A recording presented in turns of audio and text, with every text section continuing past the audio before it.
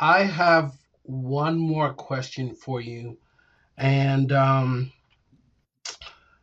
this is dealing with NASA because you were there for the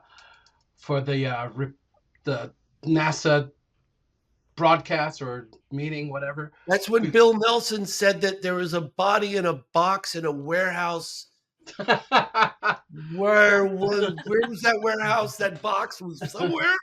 so so I'm gonna say something. When the NASA probe was announced, everybody was all excited because they're like, NASA's got to be in there and whatever, and it started to proceed. And then someone on there made the recommendation that we need an app, something that we can use to capture all of this wonderful information.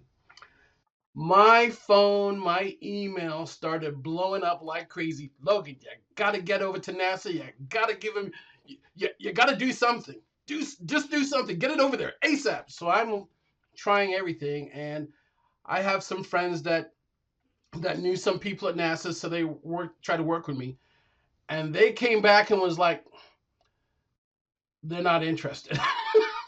And I was like, what? But everybody's been telling me that this is what they want. I've got something. I know there's others out there. What can we do? And they're like, it's not the right time. But based on your opinion, when you sat in on that meeting, what what were you feeling, and where do you think NASA's really going to go with this? Because it seems to me like they're the what outward pointing people about space and everything, and then in my opinion, I felt like it was such a big letdown. Not only because they didn't even engage me on the app and say, "Well, Mr. Logan, we'd like to entertain talking to you later about this," whatever. It was pretty much the Heisman. But for you, you were actually there, and you stood up there and said, "Hey," and you asked your questions, and I don't think you got the answers. I feel like you just got to run around, and I feel like the general public pretty much felt the same way. It was like a big letdown. But I wanted to know what were you feeling, and where do you think this is going to go? I was extremely optimistic initially, and the reason why is some of the statements that Bill Nelson had made, certainly before, maybe it was before he was head of NASA, I'm not entirely sure, but some of the public statements, some of the reports he was making, or statements he was making on the news were very encouraging to me. And I thought, wow, this guy's really pushing for transparency and get, you know, get down to figure out what's really happening. I was quite impressed. When I came to the UAP hearing, and one of the things he said that I thought, okay, is when he said the phenomenon was real. I thought, okay, well, that's a step in the right direction. Cool. But then making any kind of statements as if like we don't know what it is, but it's not extraterrestrial. I was like, well, okay, well, I know you don't have to say it's extraterrestrial, but if you don't know what it is, how can you say what it isn't? So I thought that was a little odd, but okay, well, get a little further.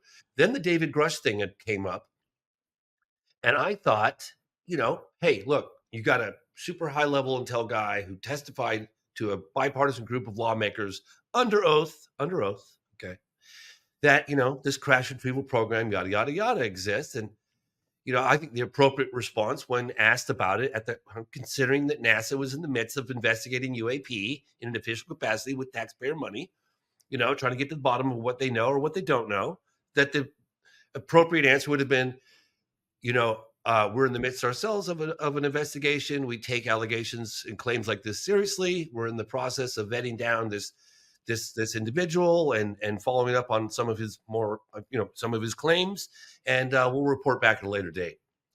But that's not what he did. What he did was, in my opinion, was a hatchet job.